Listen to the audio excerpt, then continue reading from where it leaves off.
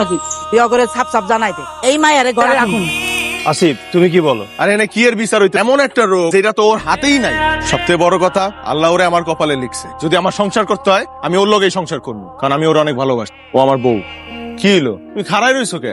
চলো বাড়ি যাবো না? আমার যে মির্গি আছে, আমার পরিবারে কোনোদিন কেউ আমার বুঝতে দেয় নাই। আমি যদি বুঝতাম তাহলে আমি কোনোদিন আপনার থেকে লুকাইতাম না।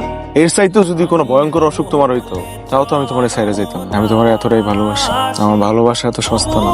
আপনার কি মনে হয় তার আম্মা আমার আগের মতন ভালোবাসবো? আগের মতন আমার লাগে হাইসা খেলা কথা কইবো? কইবো না। তোমার কারো লয় কথা কর দরকার নাই, তুমি শুধু আমার লয় কথা কইবা। আমি সারা দিন তোমার কথা শুনবো, তোমার দিকে চাই থাকবো। খুশি? এখন চলো বাড়ি চলো।